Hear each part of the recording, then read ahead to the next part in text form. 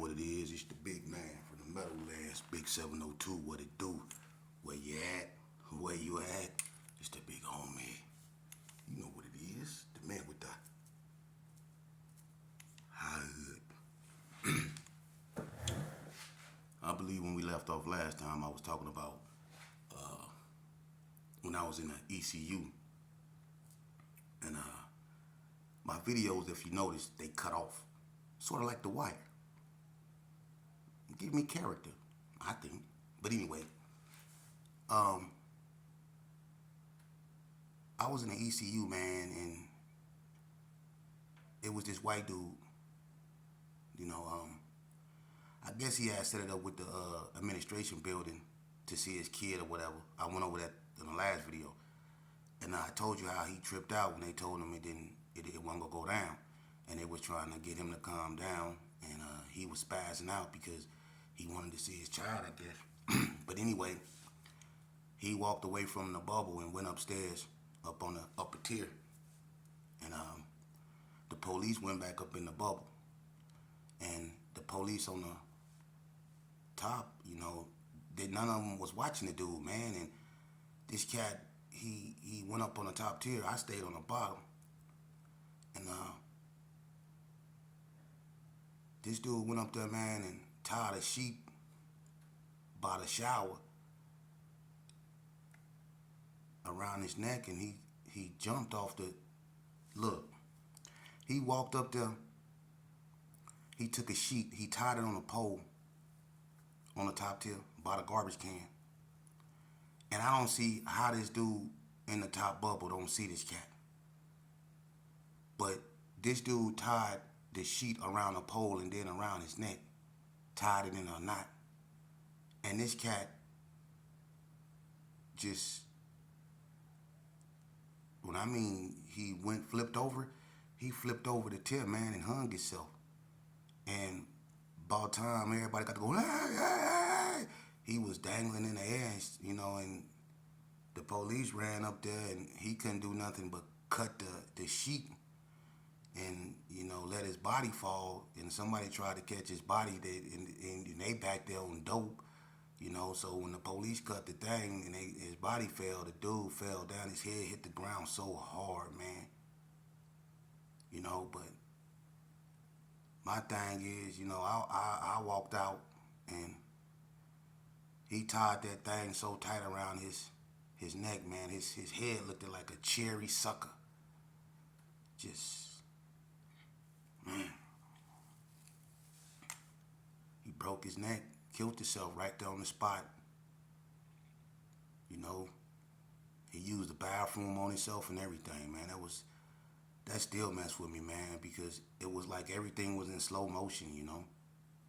And it's like they had plenty of time to see this cat, but they didn't. And the way he just hung there and was just dangling, man, that's crazy. But that's what I be saying about prison. Y'all think this a game. You not listening. You still dying on the streets. You think this a game, man. This ain't no game, homie. You know what saddens me the most about all this? And shouts out to Weez, man. Weez, shouts out to you, man. You got at me about the Duran incident, man. I didn't know that was over your peoples, man. Yeah, I ended up robbing Duran, man. And his nephew got at me, man. But I'm glad you got at me and you let me know what really happened to him, man. You know what I mean? So now I know. Shouts out to Weez, man. Good dude, good brother, man. Sydney Sue GQ. Straight up, respect. But anyway, you know, y'all think this a game. This ain't no game, man. Let me explain something to you about your homies, too, man. You know, for me to keep saying, I know what it's like, I've been there, I sound like a run-on sentence, huh? Let me explain something to you, man. I remember, I'm going to give you an incident. Watch this, your homies. I remember on one day in NNCC, right? I had this homeboy named Pimp. Roosevelt Vonner. Come out the little alley. Pimp was like the Hustlin' Herman of the alley. You know what I'm saying? How Hustlin' Herman grew up in the G's, that's how Pimp grew up in the alley. You know what I'm saying? Hustling, doing his thing, taking trash out, wiping windows down, whatever you need to do, Pimp will do it. You know what I'm saying? But anyway, Pimp moved to Reno, right? And he was living up there. So when I came to the joint, I never ran into Pimp for a while, and when I did, he was staying up in Reno. Well, when we see each other, we all up there, and everybody, accepted him. Well, on this particular morning, it was this cat named Deion Stanley from Reno. I used to be on a track team with him in Elko, right? And we was quick, man. We was always the last anchor. You know what I'm saying? I ran a 100 and a 200, and he was on a relay team, the what was it? One by 100 relay, and one by 400, I think. But we was on there, and this morning we decided we wanted to race, me, Pimp, and Deion Stanley, because Pimp he fast too. So we all racing and stuff, right? Pimp smoked both of us. He smoked us about 3-4 times, right? Pimp, he can move, you know what I'm saying? So Trip Mack, he come out there, him and Black, they come over there. So Trip wanna race Pimp. Pimp smoked Trip. Smoked him bad. And Pimp always, you know what I'm saying, he had this chip on his shoulder because, Trip, growing up, he was always known as Lil Derek. You know what I'm saying? So when he went to the pen and he got some size on him and he became Trip Mack, he had this like small man's complex, even though he got a little size on him, So Trip Mack had a quick fuse. So when Pimp beat him, you know what I'm saying, Pimp wasn't rubbing it in or nothing like that, but you could tell Trip was feeling some other type of way. But anyway, lo and behold, these your homies though, right? But anyway, look what Trip do. Trip then came up with an excuse because Pimp beat him racing. And Pimp, if you see this video, you know I'm not lying. He beat him racing. And Trip came up with a reason and came up with some, that Pimp was claiming some other gang out there in Reno. I don't know nothing about, But Trip then came up with some newfound, evidence that Pimp was something else all of a sudden. So they decided they was gonna make Pimp take his crown off. Your homies, right? All because he just beat him racing. And what happened was Trip Mack then went over there to tell Pimp he had to take his crown off. Pimp didn't want to take his crown off. So Trip Mack then went up over there and tried to dust him off. And I guess when they went over there to whoop Pimp, they got a hold of him, but they couldn't get a hold of him like they want to. And Trip came out of there, and Trip, I swear to God, Trip, his hands, he had Pimp skin under his fingernails from when he tried to grab him around his throat, and Pimp got up out of there. Whatever they was trying to do to Pimp, he wasn't going for it. They said that boy was never moving around like a pinball. You know what I'm saying? But anyway, Trip them ended up beating Pimp up, man, and running Pimp off because he beat him racing, and they said that he used to be from another gang. Now, everything is blase, Pimp back and all that, but, at one point, he got ran off because they say he was claiming something in Reno, but it was really because he beat our ass in running. I'm keeping it real with you. But that's how your homies do you, though. That's how your homies do you. They beat up for you until things get serious. Like when y'all remember Dada knocked out, y'all remember E-Dub knocked out Dada in Indian Springs? Big E-Dub from West Coast Blood knocked out Dada, GQ Dada, Earl. Look, I don't know what was wrong with Dada. E-Dub was sitting on a Unit 3 window sill, right? And E-Dub was messing with the heroin. You know what I'm saying? And other stuff too. E-Dub was doing his thing. Him and 32 was sellies. But E-Dub was sitting down and he was on a windowsill, and I don't know what was wrong with Dada or what made Dada want to come over there and think that, I don't know what they was going on or what they was arguing about. I think it had to do something about, some crack. Because Dada was really in his feelings, and to be standing over E-Dub talking like that to E-Dub, knowing that E-Dub a knockout artist, it had to have been over some crack. Because Dada wouldn't let that go. And all you heard was, nigga, you got me fucked up, nigga. You got me fucked up, cuz. You got me fucked up, cuz. And you know how Dada say cuz. He said, what's up, cuz? Dada say cuz like, what's up, cuz? Like he been saying it since the 60s. You know what I'm saying? But anyway, he kept cuz, E-Dub was just spitting on the ground, looking up at him crazy, right? And then all of a sudden, Dada fired on E-Dub. Boom! And E-Dub looked, his head hit the back of the thing. E-Dub say, nigga, you got to be the craziest nigga in the world. And E-Dub had on some shower shoes. He kicked the motherfucking shower shoes up. They squared it off. Look, E-Dub hit Dada with an overhand and then hit him with a hook.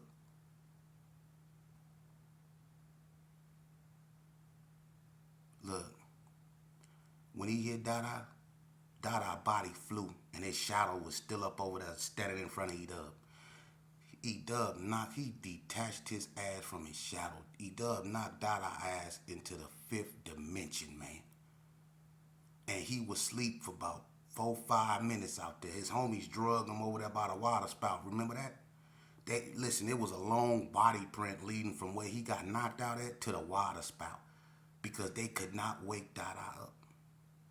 Dada was knocked out. Knocked out. Ooh, knocked out. But anyway, your homies, where the homies at? Where the homies at? Which takes me to something else I find interesting. Danny McCoy. When you had that fight with Anthony Barron, and Anthony Barron was, he can box. Anthony Barron had that jab, and Anthony Barron jab was hitting that. Anthony Barron was connecting with that jab, man, a little bit too much for me. And what was the homies doing? Standing around. Now, I ain't saying DMC can't fight it and wouldn't have won that. He did. He slammed him on his face. But my thing is, I thought, we all had an understanding. One go, we all go. That's the problem. See, some of us have that mindset that if something happened, then I'm there. I'm automatically in it. And then some have that mindset that if something happened, well, if he can handle it, I'm going to let him handle it. And that's how people get killed. With me having the mindset that if you in it and I'm in it, as soon as I seen Anthony Barron and DMC fighting, what did I do? You can ask DMC. Came right up over there, fired and slid Anthony Barron. Boom! He went and got Stacey McElmore, June Brooks, Lucky, and all them. You know what I mean? And they were almost jumped, man, behind that. But like I said, I was trained to go. But when we got into it with the North down there with a football game, that didn't have nothing to do with me. It had something to do with Poon. The big homies came to me and gave me remember that? G-Boy. And y'all came to me and G-Boy talking about he got to go get his laundry from Unit 2. Remember that? And never popped back up the day I got stabbed. Remember that? G-Boy said I had to go get my laundry. I got to go take my laundry to my laundry man. He never came back. Dan, DMC hand was messed up. Dan gave us a spoon. It was a matter of fact, it was a fork, a sharpened fork. You know how you had them forks, and the other end of it, the part you eat with your hand, it was sharpened. So he had a fork with a tip on it. You know what I mean? But he gave us that and was like, my hand messed up, I can't do nothing. So he out of it, G-Boy ain't nowhere to be found. That's how I ended up getting stabbed in the head. That's what I be saying about your homies, man. And I'm not talking bad about nobody. That's how that really happened, man. I was always the goddamn fool. So listen, so you don't end up being a fool. Listen to a former fool. When I tell you, man, quit being the first one to run out there, you know what I'm saying, and putting yourself in a target range and getting yourself knocked down, man, for these other fools, man. They not gonna do that. They not. And you shouldn't have to learn the hard way. You shouldn't be left on a gurney or getting carried off the battlefield every time y'all go out there, you know what I'm saying, because you love this more than they do or because you believe in this more than they do. You youngsters better wake up, man. Listen to me. I had to learn the hard way, man. What you see in this ugly mug right here is years of stress, post-traumatic stress syndrome, hate, frustration, agitation, irritation. You know what I'm saying? I'm going to be honest with you, man. And it's going to take its toll on you. I don't care how tough you think you is. It's going to come a day when kicking rocks, hanging with the homies, talking about what used to be or what could have been. Or how many dudes you done shot. Or how many clips you didn't carry, well, that's gonna get old. And then what? When you wake up and you look around and you realize everybody dead and gone, or in the penitentiary, dead and gone. Because the prison is a mental form of death, whether you know it or not. It is. And when I come here and I bring you these, sometimes I don't be feeling like it, man. You know, sometimes I be sick. You know what I'm saying? I be, going through what I'm going through or whatever, but I still bring y'all these shit without no exuberant platform or nothing. Just me and my words. I don't want to be like everybody else. I really want to help and be a solution to this problem out here, man. You know what I mean? And I know where the pieces go. I'm not burnt out. I really want to help the youngsters that can be helped, and I don't want to give up on the ones that can't, because at one point I couldn't be helped. I had to go through the process. People had to just pray for me because I didn't care. I didn't know nothing about empathy or compassion. All I knew was where you from or what you representing. And would you kill for it? Would you die for it? I wanted to see if you would.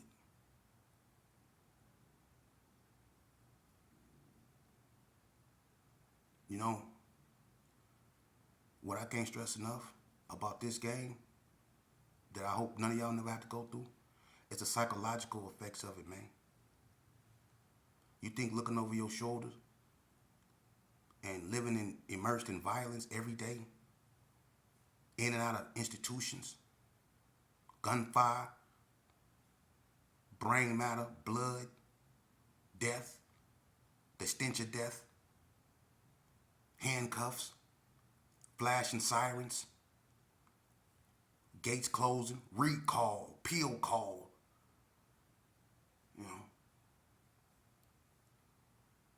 it takes its toll on you, man. And I don't want nobody to have to go through that.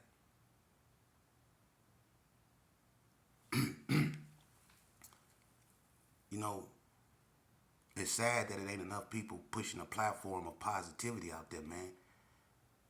And I don't want to use my platform and get popular by being into it with other people. That ain't what this platform about. That's too easy and that's too typical. If you got a platform, it should be used to help and heal, man, not hurt.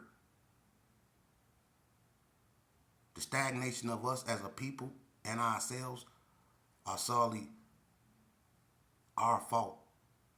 We are to blame behind our hindrance.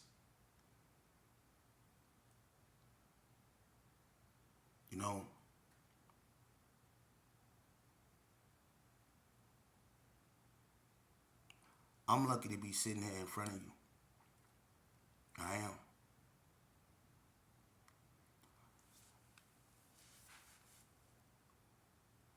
I'm gonna tell you something, man. I'm gonna give you one. I remember I was in Carry Arms, right? I don't talk about this too much. But me and Anthony Webb was together one day. Anthony Webb stayed like on the end. And it was like early in the morning. And me and Anthony Webb, we was smoking water. And I had this 410 Winchester gauge. And we was wet out there. I'm rocking around with this shotgun. And on this particular day, the fog, it was real foggy for some reason. You couldn't really see outside. It was real foggy. Real foggy. And me and him walking around Carry On, we can't even, it's all white. We walking around shirmed out. I got this gauge. We ended up in somebody's house with these dudes, right? I'm wet and I got this gauge, right? And so I'm sitting on the couch. And it was like, where Anthony Webb stayed, it was like a house next door to him. I don't know who, he knew him. I don't know who these people was, but he knew who they was. I was up in the Brownies. This right before I called my case. I got caught with that 2020 Winchester. But anyway, to make a long story short, we up in the house, right? I'm wet as it is. one of these dudes up in there, I ain't gonna never forget this cat, man, had on a red, like a red Corvette, like it said Corvette on it, like a red shirt. But anyway, we up in the house and shit, man, and they in there doing their thing and shit. They got 151 up there and all kind of guys. They over there smoking crack, doing their thing, right? So automatically, I want to get up out of here. I don't like it up in there, you know what I'm saying? I want to be around that, right? So I get up and I adjust my shotgun, and one of the dudes, I guess he seen it and he started tripping, talking about, you gotta get up out of here with that. So he got the tripping, right? And he yelling and screaming and stuff. So I looked at this cat, right? And I'm like, dude, who you talking to? I'm wet. So he yelling and screaming and he on crack and I'm on sherm. So he moving fast and I'm moving slow. I don't know what he's seeing, and I'm pretty sure he don't know what I'm seeing. I don't know what he thinking, and I'm pretty sure he don't know what I'm thinking. But all I'm gonna just say this right here.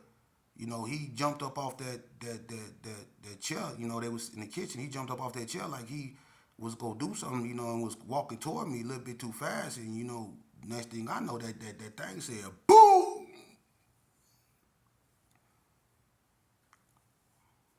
You know, and nah,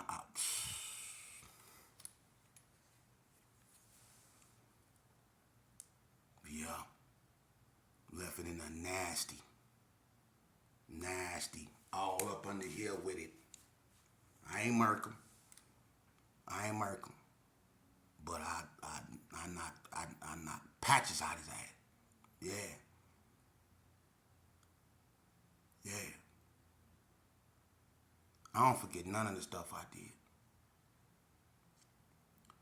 And I told you that just to show you this is the stuff that I have to live with.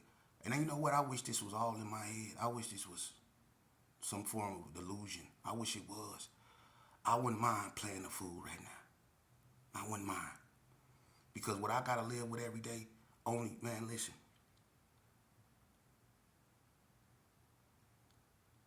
You think I don't still see the fear in the eyes of my victims? The look? You think I don't still see the look of loss in people's family faces from the times I done been in court, man?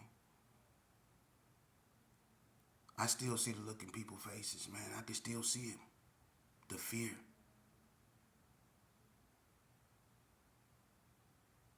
Now that I have compassion and empathy, and I know what it is, and I let it have its place, I gotta look back and face that. For real. And I done seen people that had to look back and face what they went over only to succumb to it because it was just too much. I don't want these youth to die. I don't want no more mamas to have bags under their eyes.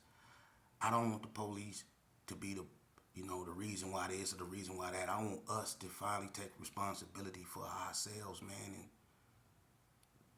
push the line like we did to destroy ourselves. Let's push the line to heal ourselves, man, and let's start being for us, man, instead of against us, because all we have is us. For real. We got to heal, man, and I know it's gonna have to,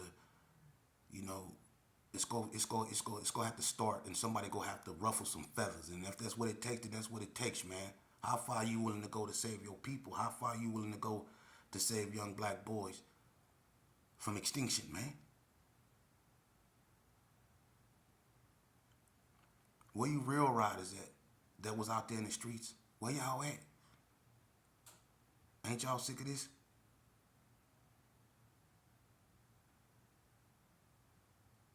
Man, you know what? Shouts out to everybody out there doing the right thing, man. Kev Lowe, good looking on the podcast. I appreciate you, DJ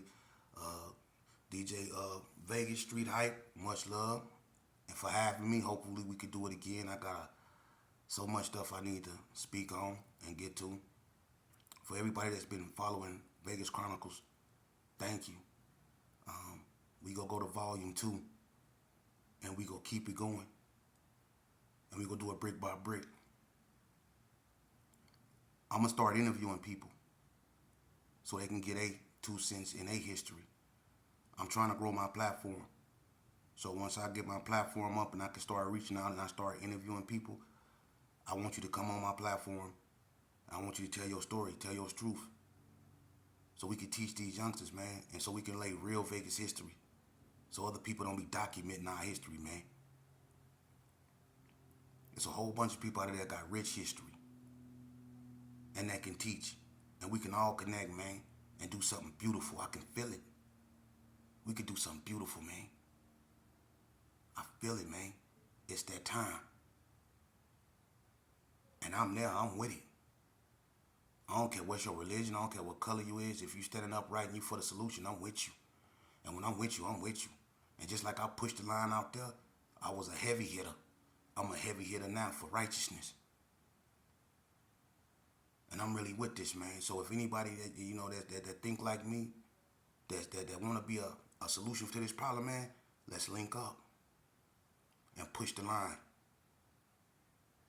For real, man. Somebody got to do it. Everything else, these fake ass leaders is failing us, man. We are our own leaders. It's going to take people like us that understand us. People that used to be against us. I'm the reason why they build prisons and have gang units. I was one of the devil's favorite go-to guys, but then I left his ranks. So you got you a powerful ally. I done been to hell, and I know how it operate. I done been up under the devil, and I know how he operate. So if I'm telling you I want to do right, and I'm telling you that it's better to do right, then it's better to do right. And when you got